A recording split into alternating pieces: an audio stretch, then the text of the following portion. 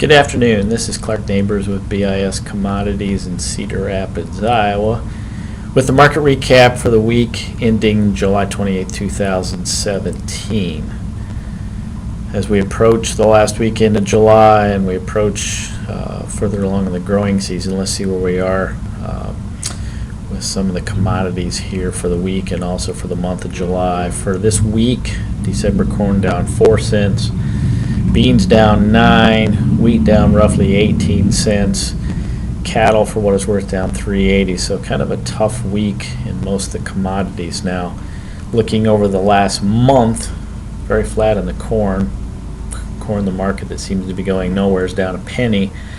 Wheat down 40 cents for the week of July. Keep in mind early or late June, early part of July is when we had the rally in the wheat market. And beans for the month of July are up 60 cents. So in comparison to a flat corn market, beans have done very, very well.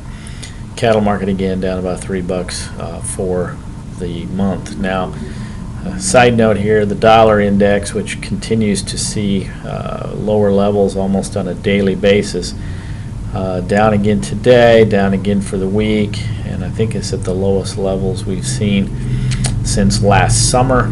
That entailed some other commodities seeing some strength, namely led by copper, which is running at a 2-year high. Also crude oil up $4 this week, which I think is the best week of crude for the year. So all in all, the cheaper dollar index is starting to have what looks to be some supportive or some positive impacts on the commodity trade. We'll see if that spills over into some of the ag sector going forward from an investor standpoint.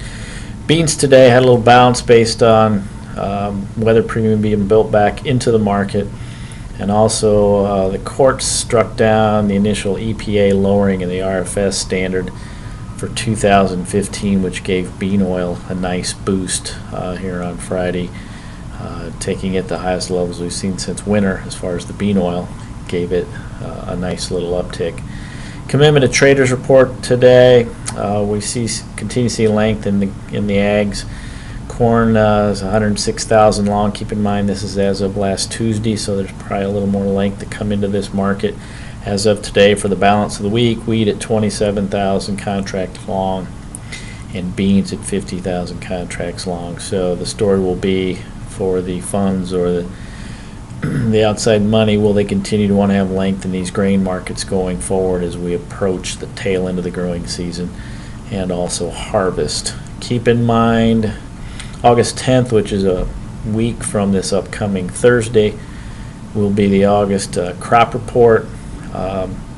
It'll be a supply and demand update plus the first initial USDA estimate on yield, where they actually look at surveys and also the numerators or some of the information from the fields. Now, the initial report in August tends to be more survey related than it does actual numbers out of the field, but we're starting to see a combination of those numbers put together. So the great debate of the yield of the 2017 crop will probably gain some footing over the next couple weeks, and obviously we won't know the total degree of that till we maybe get to October or even next January.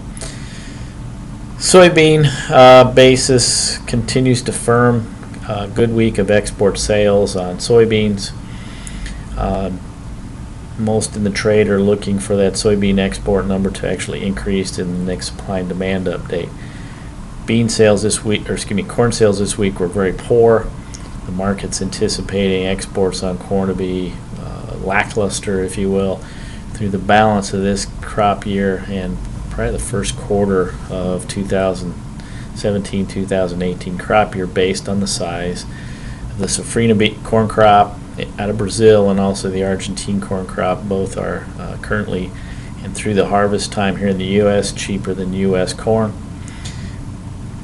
That'll bear watching as we go along. Secondly, it's interesting is even though we have looking to be another record year of bean exports here out of the U.S., and obviously China the benefactor of that, is new crop bean sales to date, as of this date, are well below a year ago at this time, and also about the low for the last 10 years for this date. Now, Obviously, China comes in and buys a bunch of beans.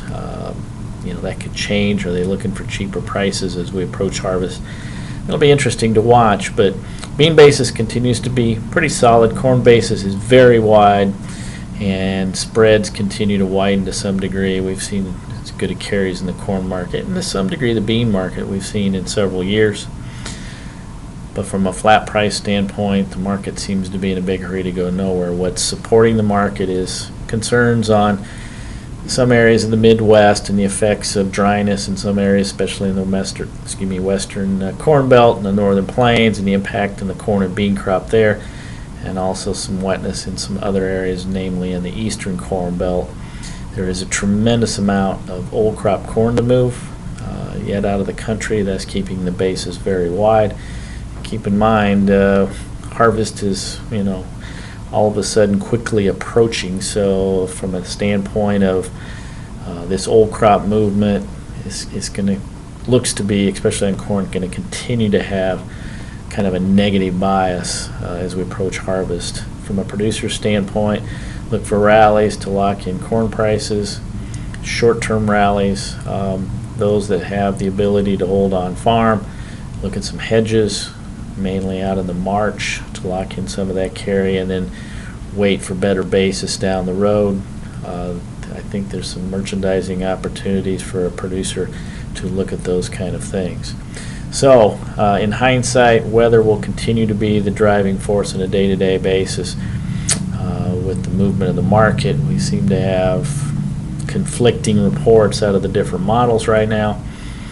Weather will continue to be the driving force. You have the August crop report a week from Thursday, and also keep a close or a longer-term picture eye on this dollar indexes.